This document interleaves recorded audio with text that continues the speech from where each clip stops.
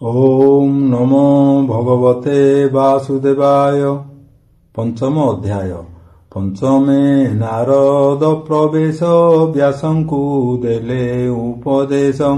हरि कीर्तन भागवत कर प्रसन्न हेब चित्त। सुत कहन्ति अनुरागे हरसे मुनिंकर आगे।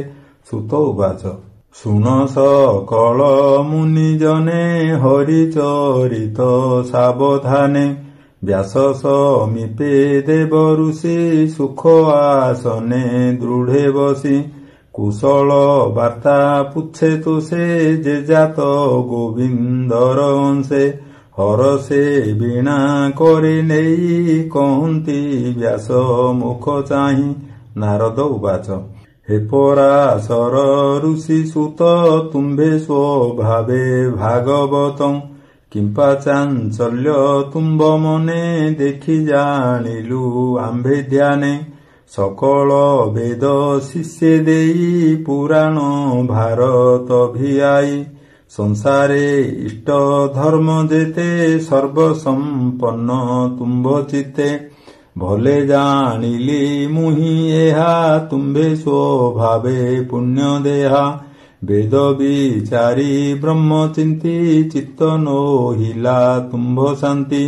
नारद वाक्य शुणी कर्णे व्यास कहन्ति सावधाने। व्यास उवाच तुम्भे कहिल मुनि जेते मोर अभ्यास बहुमते। वेद पुराण अर्थ जेते मु सर्व संपादिली चित्ते। तथापि आत्मा तोष नहे मन न रहे स्थिर देहे। तुम्भे जे ब्रह्मांक नंदन भले जानिल मोर मन। ए मन स्थिर करिबारे गोविंद बिना केबा पारे। सकल शास्त्र तहु सार तार महिमा अगोचर। तार भगति जेणु नाही एणु मो चित्त स्थिर काहि। तुम्भे सकल तत्व जान विष्णु महिमा परिमाण। से सर्व जीवंक ईश्वर जार मायारे संसार। सृजई पालई संघरे त्रिगुण मध्ये से बिहरे। से माया ताकु न लागई नित्य से निज सुखे थाई। एतिनी लोके तुम्भ देह निरते भ्रमेर विप्राय। प्राणीक बाह्य अभ्यंतरे जेसने समीर संचरे। आत्मा जे सने साक्षी रूपे नित्य विहर निज सुखे। पर अबर ब्रह्म जले मोहर स्नान सुनिश्चले। से जल शीत उष्ण भाव नित्य करई अनुभव। तथापि न्यून भाव घोर मन प्रसन्न नोहे मोर। तांक महिमा परिमाणी तुम्भहु अन्य केबा जानी। कह आनंदे मुनिवर जेमन्ते मन हेब स्थिर। नारद उवाच भोमुनि सत्य ए वचन तेणु संतोष नोहे मन। कृष्ण निर्मल जस गुण जेणु न कल उच्चारण। जे धर्मे कृष्ण तोष नोहि से धर्म नियु न अटई। धर्म संपद काम अर्थे जेते कहिल वेद पथे। जेबे गोविंद गुण ग्राम अभ्यासे थांता किछि श्रम। तेबे कि मन असंतोष कहिबी शुण उपदेश। जेबे ए जिह्वा वाक्य श्रम न करे कृष्ण गुणगान। जे बाणी जगत तारिणी ता छाड़ी अन्य जेबे भणी। ताहाकु बोली काकबाणी जहिरे गोविंद न शुणी। निश्चय काक तीर्थ सेई से जले केबा अवगाही। परमहंस मुनि मेले जेथांति पुण्य तीर्थ कूले। ଯେ ବାକ୍ୟ କୃଷ୍ଣ ଗୁଣ ଗାଇ ନିଶ୍ଚୟେ ପୁଣ୍ୟ ତୀର୍ଥ ସେହି। ସେ ବାକ୍ୟ ଜନ ତାପ ନାଶେ ତୀର୍ଥ ଯେ ସନେ ପାପ ଧ୍ୱଂସେ। କୃଷ୍ଣର ଗୁଣ ଗାଥା ଯେବେ ପ୍ରବନ୍ଧେ ଉଚ୍ଚାରଇ ଭାବେ। ପଦ ଦୂଷିତ ଯେବେ ହୋଇ ସେ ବାଣୀ ସର୍ବ ପାପ ଦହି। ଏଣୁ ସାଧବେ ନିତ୍ୟ ଶୁଣି ଅନନ୍ତ ଯଶ ଗୁଣ ଭଣି। ସେ ହରି ଭାବ ଯେବା ଛାଡ଼ି ଯାଆନ୍ତି କର୍ମ ପଥ ମାଡ଼ି। ଯେ ପୁଣି ବେଦ ମାର୍ଗେ କରେ ସକାମ ଚିତ୍ତେ ଫଳ ଧରେ। ହରିଙ୍କି ନ କରେ ଅର୍ପଣ ସେ ସର୍ବ ଫଳ ଅକାରଣ। ନିଷ୍କାମ ମତେ ଯେ ସନ୍ନ୍ୟାସୀ ତପ ସାଧନ୍ତି ବନେ ପଶି। ହରି ମହିମା ଛାଡ଼ି ଯେବେ ଅତି ନିର୍ମଳ ଜ୍ଞାନ ଭାବେ। ସେ କାହୁଁ ଅଶୁଭ ନାଶିବ ତପ ସାଧିଲା ଫଳ ଦେବ। ତୁମ୍ଭେ ସ୍ୱଭାବେ ଭାଗବତ ମହାନୁଭବ ସୂଚିମନ୍ତ। ସତ୍ୟବଚନ ଧୃତ ବ୍ରତ ଏଣୁ ଅମୋଘ ତୁମ୍ଭ ଚିତ୍ତ। ସମାଧି କରି କୃଷ୍ଣ ପାଦେ ତାର ଚରିତ ଅନୁବାଦେ। ପ୍ରବନ୍ଧ ଭାଗବତ କର ଅଖିଳ ଜନଙ୍କୁ ଧର। ଯେ ପ୍ରାଣୀ ଅନ୍ୟ ମାର୍ଗେ ଭଜେ ହରି ଭକତି ଦୂରେ ତେଜେ। ବିଷ୍ଣୁ ଭକତି ଲାଭ ଛାଡ଼ି ତ୍ରିବର୍ଗ ମଧ୍ୟେ ଲୋଭ ବଢ଼ି। ତାହାର ସୁଖ ଲେଶ କାହିଁ ସମୁଦ୍ରେ ଯେହ୍ନେ ନାବ ଥାଇ। ଜଳ ପବନ ମେଘ ବଳେ କୂଳେ ନ ଲାଗେ ଭାସେ ଜଳେ। ତାହାଙ୍କ ଗତି ସେହି ମତ ଶୁଣ ହେ ପରାଶର ସୁତ।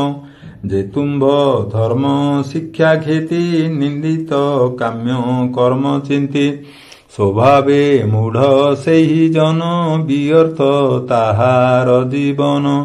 ତୁମ୍ଭ ବଚନେ ମତି ଭ୍ରମ ସେ ତାକୁ ବିଚାରି ସ୍ୱଧର୍ମ। ସାଧୁଙ୍କ ସଙ୍ଗେ ନ ବସନ୍ତି ଜଗତେ ନାହିଁ ତାଙ୍କ ଗତି। ପାପ ଆଚରି ନର ଲୋକେ ଅନ୍ତେ ସେ ପଡ଼ନ୍ତି ନରକେ।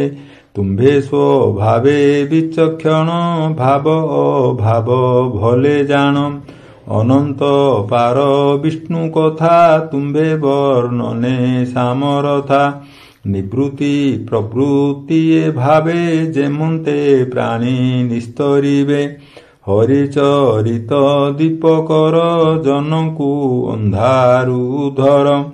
ଯେ ପ୍ରାଣୀ ନିଜ ଧର୍ମ ତେଜି ହରିଚରଣ ଦୃଢ଼େ ବଜି।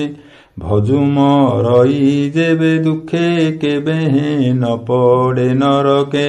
ସ୍ୱଧର୍ମେ ଥାନ୍ତି ଯେବା ପ୍ରାଣୀ ହରି ଭକତି ନ ପ୍ରମାଣୀ।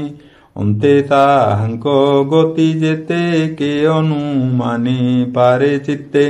ଏବେ ହୋ ଶୁଣ ମୁନିବର ପଣ୍ଡିତ ଜନଙ୍କ ବ୍ୟବହାର।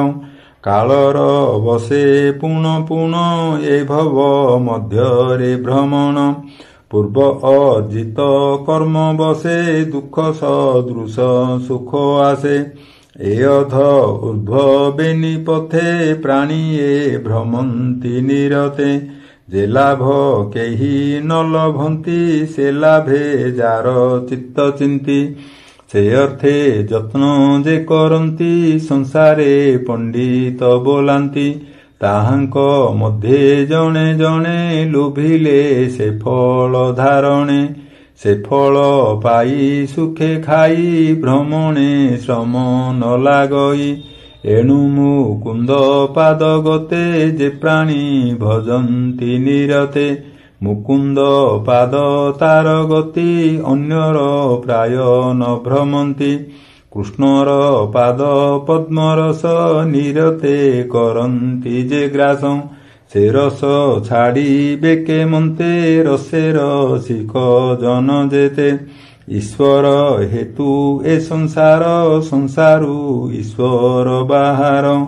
ଯେଣୁ ଉତ୍ପତ୍ତି ସ୍ଥିତି ନାଶ ଈଶ୍ୱରୁ ହୁଅଇ ପ୍ରକାଶ। ଏଣୁ ଲୀଳାକୁ କରିଅଛି ପ୍ରାଣୀ କି ନୋହିବ ପ୍ରତ୍ୟକ୍ଷୀ। ଈଶ୍ୱର ଜୀବ ଏ ସଂସାର ଏ ସର୍ବ ଏକଇ ପ୍ରକାର। ଏ ସର୍ବ ବ୍ରହ୍ମ ଭାବେ ଜାଣି ବେଦରେ ଅଛି ପରିମାଣି। ତୁମ୍ଭେ ସର୍ବଜ୍ଞ ମୁନିବର ତଥାପି କହିଲି ଯାସାର। ତୁମ୍ଭେ ଯେ ଆତ୍ମା ରାମେ ରମି ଅମୋଘ ଦର୍ଶୀ ଅନ୍ତର୍ଯାମୀ। ପରମ ପୁରୁଷଙ୍କ କଳା ସୁମରି ଗୋବିନ୍ଦର ଲୀଳା। ସଂସାର ନିସ୍ତାରଣ ଅର୍ଥେ ଶ୍ରୀ ଭାଗବତ କର ଗ୍ରନ୍ଥେ।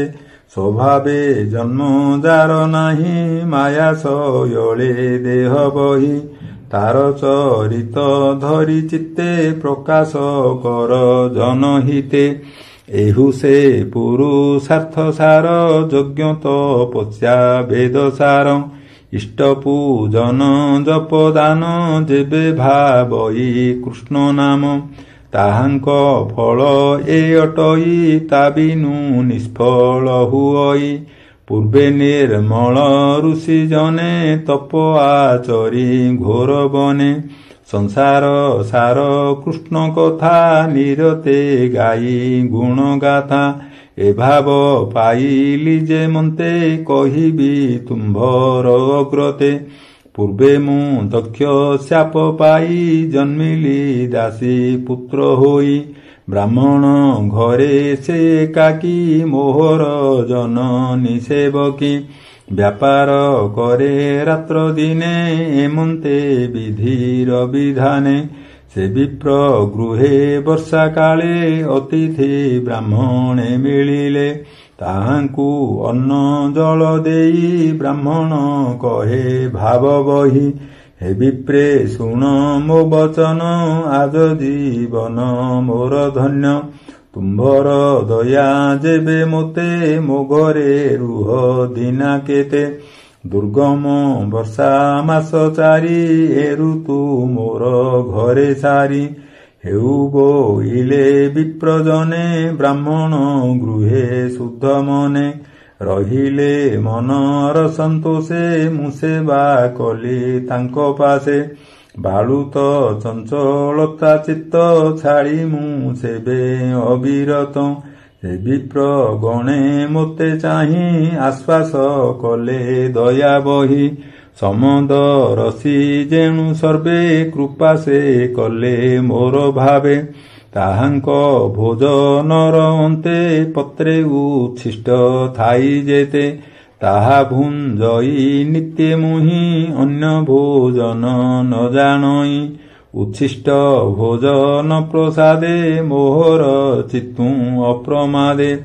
ସର୍ବକିଲ୍ ବିଷ ବେଗେ ଗଲା ତାହାଙ୍କ ଧର୍ମ ଉଦେ ହେଲା। ବିପ୍ରଙ୍କ ମୁଖୁ ହରିବାଣୀ ତାହାଙ୍କ ଅନୁଗ୍ରହେ ଶୁଣି।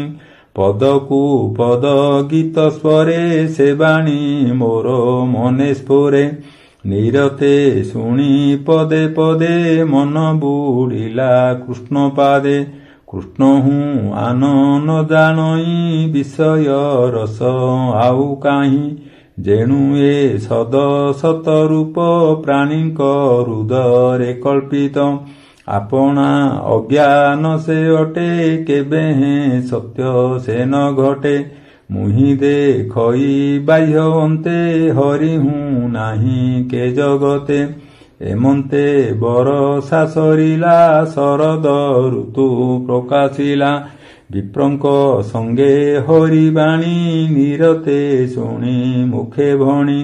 ସାତ୍ବିକ ଭକ୍ତି ମୋର ମନେ ପ୍ରକାଶ ହେଲା ଅନୁକ୍ଷଣେ। ମୋହର ସେବା ଦିନୁ ଦିନେ ଦେଖି ସନ୍ତୋଷ ବିପ୍ରଜନେ। ଜାଣିଲେ ଶୁଦ୍ଧ ସତ୍ୱ ରୂପେ ଭକତି ଜାତ ମୋର ଚିତ୍ତେ। ଯିବାର ବେଳେ ମୋତେ ରାଇ କୃଷ୍ଣ ସାଧନ ଶିକ୍ଷା ଦେଇ। ଯେ ଗୁହ୍ୟ ଗୁହ୍ୟତମ ଜ୍ଞାନ ଯେଣେ ଉଦିତ ଭଗବାନ। ସର୍ବ କହିଲେ ମୋର କର୍ଣ୍ଣେ ଦୀନ ବତ୍ସଳ ମୁନିଜନେ। ବିଷ୍ଣୁର ମାୟା ଅନୁଭବ ତେଣୁ ଜାଣିଲି ମୁହିଁ ସର୍ବ। ଯେ ଭାବ ଭାବି ଅପ୍ରମାଦେ ପ୍ରାଣୀ ପଶନ୍ତି କୃଷ୍ଣ ପାଦେ। କୃଷ୍ଣେ ଅର୍ପିତ ଏଣୁ କର୍ମ କଲେ ତୁଟଇ ଭବ ଭ୍ରମ। ଆତ୍ମାରେ ଜ୍ଞାନ ପ୍ରକାଶଇ ତ୍ରିତାପ ମାନ କ୍ଷୟ ଯାଇ। ଯାହା ଭୋଜନେ ବ୍ୟାଧି ଜାତ ତହୁଁ କେବେହେଁ ନୋହେ ଶାନ୍ତ। ମିଶିଲେ ସେ ଅନ୍ୟ ଦ୍ରବ୍ୟରେ ତେବେ ବ୍ୟାଧିକୁ ନାଶ କରେ। ଯେ କର୍ମ ସଂସାର କାରଣ ସେ ନୋହେ ତାହାର ବାରଣ। ହେଲେ ଈଶ୍ୱରେ ସମର୍ପଣ ବିନା ସେ କର୍ମର ବନ୍ଧନ। ଏଣୁ ଗୋବିନ୍ଦ ରସ ତେଜି ଯେବେ ବିଷୟ ରସେ ମଜ୍ଜି। ସେ କାହିଁ ତରିବ ସଂସାରେ ପଡ଼ଇ ଘୋର ଅନ୍ଧକାରେ। ଏ ଭବ ମଧ୍ୟେ ଦେହ ଧରି ବିଷ୍ଣୁ ତୋଷଣେ କର୍ମ କରି। ଭକତି ଯୋଗ ଜାତ ହୋଇ ଜ୍ଞାନ ଅଧୀନ ତାର ହୋଇ।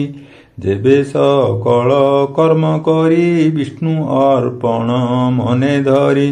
ବିଷ୍ଣୁର ଯେତେ ଗୁଣ ଗ୍ରାମ ଜଗତେ ଅଛି ଯେତେ ନାମ। ମୁଖେ ଉଚ୍ଚାରି ମନେ ସ୍ମରି ସେ ଭକ୍ତି ଯୋଗେ ଅଧିକାରୀ। ଅରୂପ ବ୍ରହ୍ମ ମନେ ସ୍ମରି ଯେ ଚିତ୍ତେ ତାଙ୍କ ନାମ ଧରି। ଶ୍ରୀ ବାସୁଦେବ ଯେ ପ୍ରଦ୍ୟୁମ୍ନ ଯେ ଅନିରୁଦ୍ଧ ସଂକର୍ଷଣ। ମନ୍ତ୍ର ଉଚ୍ଚାରି ମୂର୍ତ୍ତି କରି ପୂଜା କରନ୍ତି ଭକ୍ତି ଭରି। ସେ ନ ପଡ଼ନ୍ତି ମାୟା ମୋହେ ଅନ୍ତେ ପଶନ୍ତି କୃଷ୍ଣ ଦେହେ। ଏମନ୍ତେ ସାଧୁ ସଙ୍ଗ ଫଳେ କୃଷ୍ଣ ଭକତି ଯୋଗ ବଳେ। ସେ ହରି ମୋତେ ଜ୍ଞାନ ଦେଲା ଅଶେଷ ଦୁଃଖ ପାର କଲା। ଏବେ ହୋ ଶୁଣ ମୁନିବର ହରି ଚରଣେ ମନ ଧର। କୃଷ୍ଣର ନାମ ଯଶ ଯେତେ ପ୍ରାଣୀଙ୍କି କହ ଭାଗବତେ। ଯେଣେ ପଣ୍ଡିତ ଜନଙ୍କର ଅବୋଧ କର୍ମ ଜୀବ ଦୂର। ବିଷୟ ଦୁଃଖୀ ପ୍ରାଣୀଙ୍କର ଅନ୍ୟଥା ଗତି ନାହିଁ ଆର। ସେ ଏବେ ଭାଗବତ ଶୁଣି ତରିବେ ଭବ ତରଙ୍ଗିଣୀ। ଏମନ୍ତ ବ୍ୟାସ ଆଗେ କହି ବୀଣା ବଜାଇ କୃଷ୍ଣ ଗାଇ। ସେ ମୁନି ବର ପାଦ ଯୁଗେ ସୁଜନେ ନମ ଅନୁରାଗେ। ହୋଇବ ଭବ ବନ୍ଧନାଶ କହି ଜଗନ୍ନାଥ ଦାସ। ଇତି ଶ୍ରୀମଦ୍ ଭାଗବତେ ମହାପୁରାଣେ ପାରମହଂସ୍ୟାଂ ସଂହିତାୟାଂ ପ୍ରଥମ ସ୍କନ୍ଧେ ବ୍ୟାସ ନାରଦ ସମ୍ବାଦो ନାମ ପଞ୍ଚମୋऽଧ୍ୟାୟः। ଶ୍ରୀକୃଷ୍ଣଂ ସମର୍ପଣମस्तु। ଓಂ ନମୋ ଭଗବତେ ବାସୁଦେବାୟ।